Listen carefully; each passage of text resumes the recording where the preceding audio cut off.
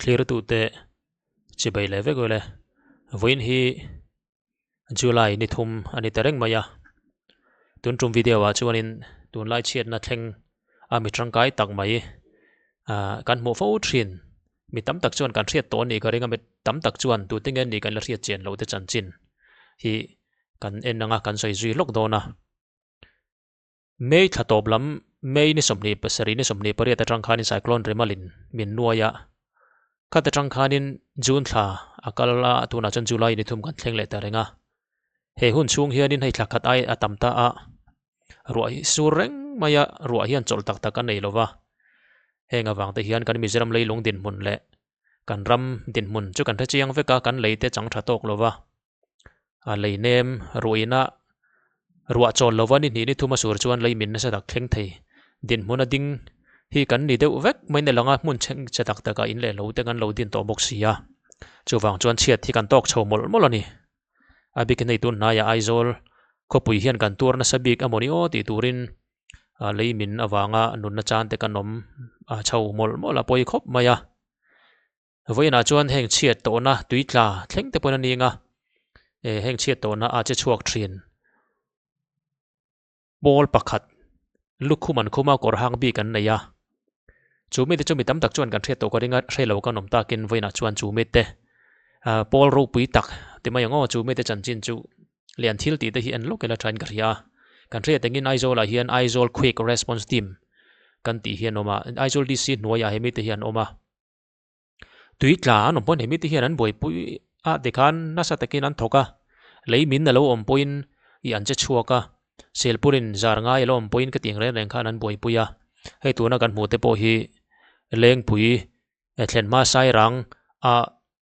rel kalna tur chim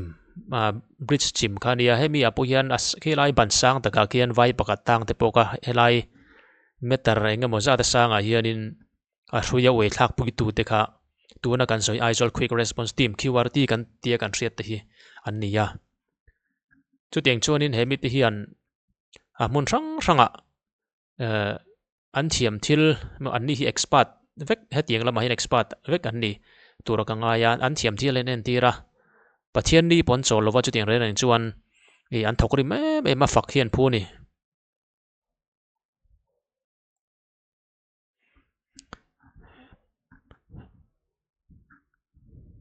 hey Quick Response Team kan hmu thin te kan nia ti hian hei tun tum apo hianin tuitla ai bok lam tuitla leimin awanga har saran tong te tuitla te tiang an zonga mun thlatak tak an che chuaka ti hian leimin na mun lom tak tak a ten kal thren ani hei tuna kan hmu te po hi ai bok a chiat to na thlen la ya ruang an zon na tlong lui an kalna khanita hetiang henin Aizawl Quick Response Team QRT kan ti te hi an che chuak na se me mani kan soi ta gang khan hei an kor hak bik ten neya tin lukhum ten neya chang chon khatiang vek te po kan interest chi lawa mai ro chu kan lo mu ve huna po kan lo notice theina turin ti hian an thil hak te poi lo chin chia ila a thawme tun na ya hei hetiang lai te poi Aizawl ka pui lun tak mai Aizawl club om na mun bula hianin MLA hostel oma MLA hostel bul kongka ma hian thinglen pui pui adinga au pato heng te poi hei thlumai theitin hmona ding te poti hian mi pui motor tlan vel laka lom thei turang chu ti hian an sang ta kan lon ati hian call mangin an kata hruin ang khaya ka ting re ren khan QRT kan ti te hi an tangkai em ani an na thore reng hi ngun te ken an enila che chual theina inti palsela mon tla palse chuanin nun na chan theina turanga hian kan QRT te hian che chuak na se me mani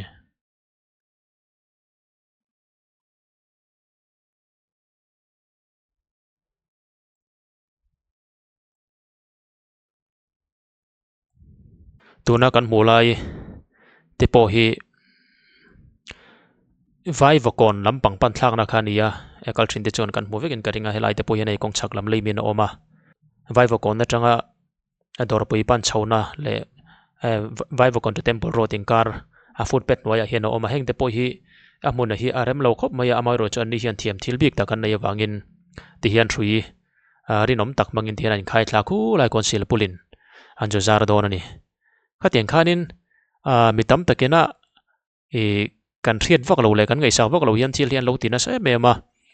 chuan tuna kan hmu te pawh hi vai vakon atanga zarkot lam chhuwa chhouna thawkhania chumia chuan a chhak lampang a chhak lampang hi hai fil lom na lampang khania hei lai poi lei hi min na sa khop mai lunglen pui pui te ta thina heng lai te pawh hi tian an motor hian an kal chila a sang ania hlawm ania heng te pawh hi antika nge amin bel don ti pawh riat mi lo mun hlawma tikhian sang taka hrui an thlunga anin pot chhowa tikhian sel pulin an zara an kaya an na thaw hi ro pui takani tihianin tun haya kan thriat angin nimin adiani zan lama te pawh khan ani hei dur tlang rot lama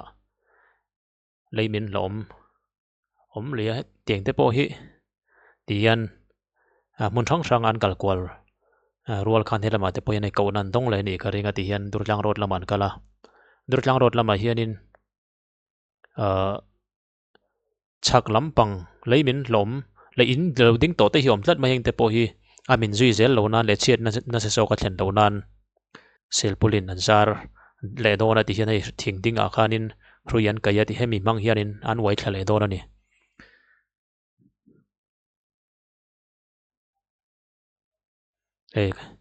mun hlawm tak taka hian an chena sa ni helai dur tlang ro chhak lampang mun sang tak khani hei alan dan hi kan hmu thiam ka ringa ti hian sel pulin hi ti hian an da adang te pon da bel dona tin thing then khata hi thing ri tak tak te le na kin atluk khuna kong lama chiat nan se so ka thlen lo nan le thil vok chiat te pawh a tam lutuk lo nan ne ri no ma thing te pawh an kat thina ti hian a wait ti jang tur te pawh ni ri no ma ti hian thing te pawh an kat thla an chet na mun ni nen reng reng ila a hlawm ani nun na thap tak me me ani ya helai min mek ani ber ani na taka chuan min tur min zo to ani lawa min mek chereng ani awangin an chet na mun hi hlawm viu zel ani an fak oma an ngai san oma anin pek le hero pui hle mai Aizawl DC noya quick QRT kan ti te i fakan phu hle ya tin district danga te pon oma tin chiat na leilung chiat na le tiang rang rang a thlen hianin state disaster response force an oma tin India ram hop a pokan thret lar NDRF te hian om boka NDRF te po hi an chema thin khop maya mejaram mon rang rang a chiat to na a omin a thlengma polan ni amai ro chatun tuma chuan Aizawl Quick Response Team QRT kan ti te hi kan bel chianga an chet vel na hi kan clear deuh bik ani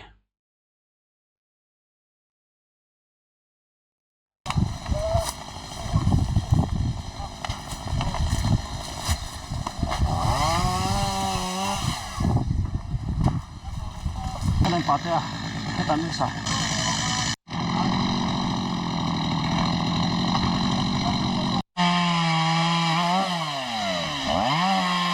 an chet na mun hi den takani thui hi tel lo se chuanin chet chu har se ve viau in karing khamre usia pol manga thing kat ngai bok nen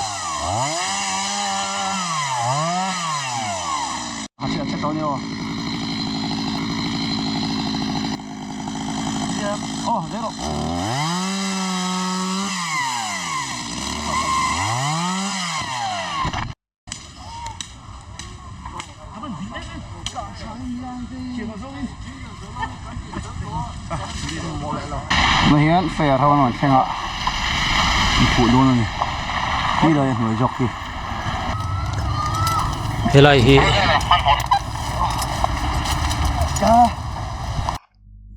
helai khak kan sei zui lo konga leimin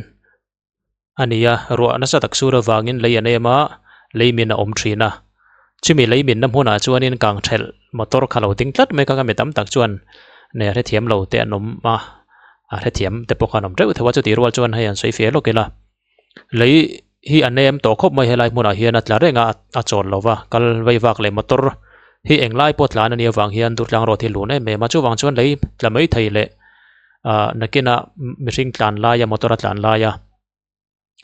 harsat na thlen thei tur nia langkha i hemi kang thel motor mang hiền tùy phụ na lutuk mang khan an phuanga atla thei tur angang te chu ti tlak khan tum don ani hi na kina ruwa suranga mihring te kan lai te motor tlan lai tia atlak chuan mi tam tak tan nun na chan thei te ni a hlawm mai ma chu wang chuan khat tiang ang tla thei nia ngai kha tui force ta tak mang an phu kha ninga mo chen ni chu tla tu na khat tiang mang khan tuna hian nan ti don idea poi tha khop maya he mun danga te pon ti thin dan ni mai theia tho ho na a thale ni ti alanga henga te po hian QRT DC noi anoma tin fire department lampang po alan dana chon department than dai niom tak khan ne ma ro chu chiat to na lo thlen le heng har sat na kara hian an tho ho na thazia te po hi lang ni na riata han until ti dan hi kan thir rok don ani pai pakati hian sang lama khan an pot chhauta pot ka tho ti hian in han ji lai pathin kan dom don ti na me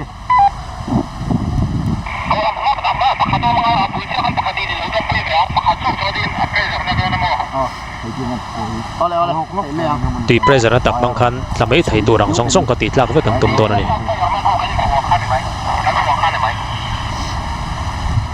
ready camera in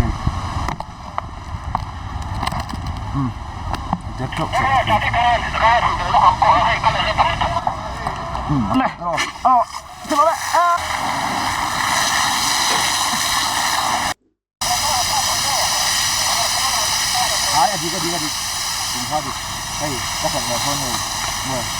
a phu na boka atlo turang ang cheng ma chen chot la ngei turang ayang ilan more free throw an chet na mon hi ten view ni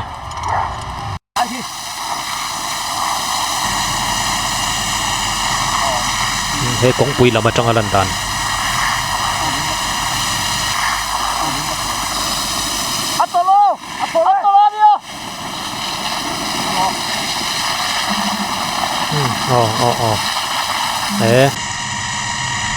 an thorim ra pon om je nei ngai do na he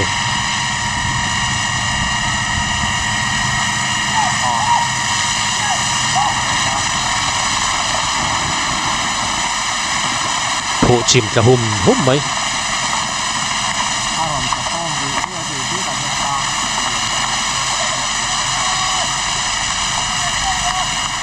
chak lama ke nin pakhat ke lo ding that maya ani tu ten khongai thla ka ni in thar takala ni le nga na JCB in kan pot sa do na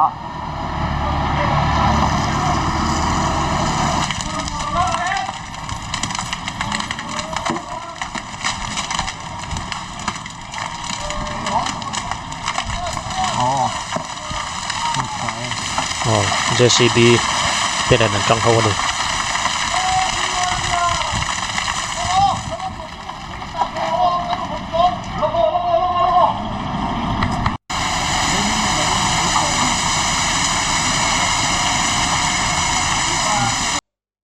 thì hiện cán buông hiện bông còn trôi đốt lang rồi thì ăn lùn xía mà tốt hiện lại bớt lá nào ngay à cho chuyện nhiệt lòng mấy em là chân chưa mà tôi hi ní thì nó mà một tắc tắc anh em bằng in hành tần mất thấy cái gì đó bảo pin group tên này làm đầu chân bị sinh yang cả thâu hi ngay chuyện na cho bằng chân khang bị sinh là các lỗ thầy yang chi là mấy thầy dòng sống à tôi là hiện thenkhat anh tu mà đi á phật ôm lên này hey thế này hi lấy bên tiêu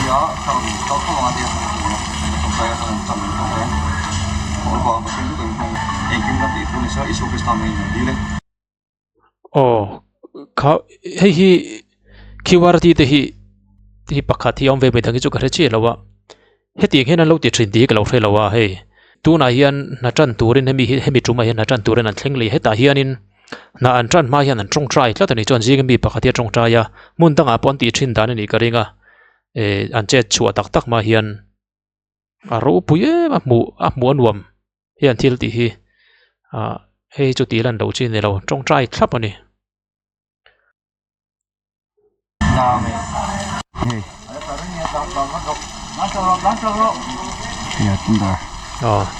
tan chak ro te nin te motor nei sa khop mai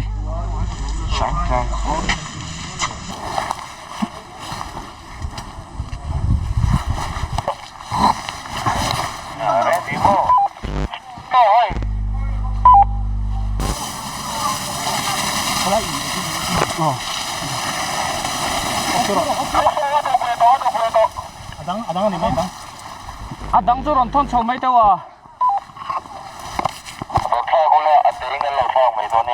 Khoi.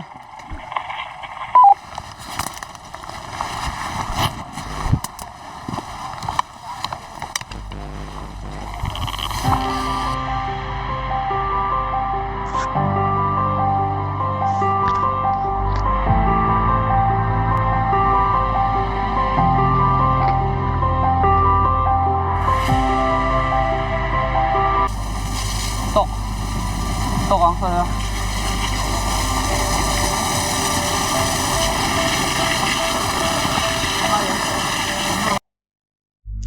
Hei kan muang hian ti hian an thawk mawlh a tla tur an ti tla chu ti rual chuan thlang le chhak lama hian hei drone atanga la kan lan dan a hian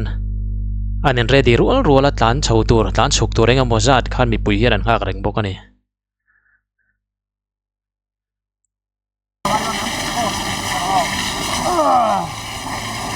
lekena alle pe ka kan lo ti lang le to na helai an nom na mun e QRT te chet na mun hlauhawm zia hian lekena kan lo ti lang dor ani Tigan terkait orang angkat di mereka.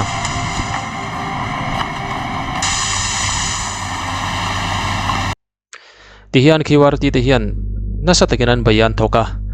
fire department lama tekin tihian natla thayang tian phu boka nasa tekinan bayani chet tona na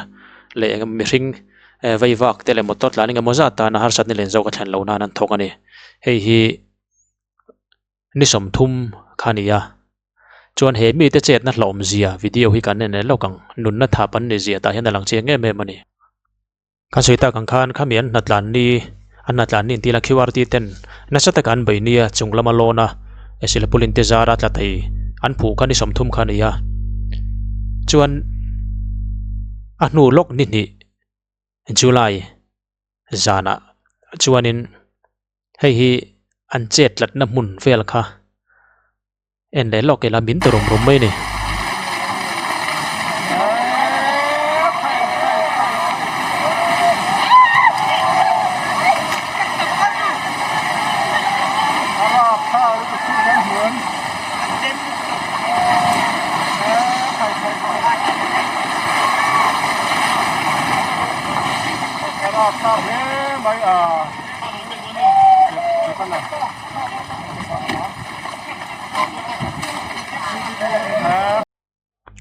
Kakak anita QRT te chet na mun ma khanita ne lai hi hemi ni zana dariat borvel ni na lang hemi leimin hi headline atang lang chiang tak chu QRT te chettlatna mun zong kha min vek thei reng khalo ni ta anom na mun ka tu na hi na min thlo mu mani an omlai kan nan tholai khan hei hi thleng se chuanin mitam takin chiat na se sok an to nge don ti pok lang chiang me ma omje chu nun nan tha pa thei to pinan thoka an tlawmngai na ten pek na te ro pui zia kha he thil hian alan tir ka tia chu wangchan fakhian phu tak zet QRT te hi sarkar hian hetiangang team adin te hi ati fu ma tin a team din a mi ro pui le mi fel le in pe le tlawmngai tak tak anom le zel te po hi a ro pui le zol ni ti te kha kan sei lang tua fakhian phu ni chuana top na ka sei du chu in venga te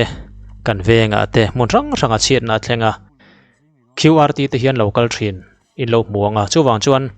hetiang taka in pe thok rim le dunna thapa che te hi an man an rem chang ani phot chuan kan mana bul na ya ni chuan thingpui te lo lumel ei tur te lo pe la lo duat te ngu ti kha kan zep tel ram du ni du sak le duat hian phu ngoi an na thole ram le nam tan an thole an tlom ngoi na hi ro pui la tuk che suala nun na chan mai theina mun an che a chuwang chuan mi hring tak puwa lo duat ve hian phuwa chu ti rual chan sarkar point hetiang khopa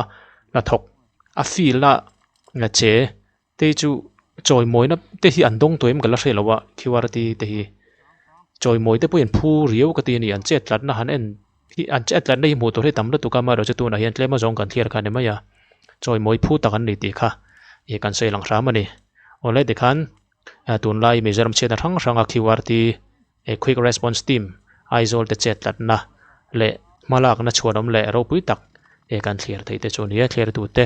invite chunga lawm tu kan soye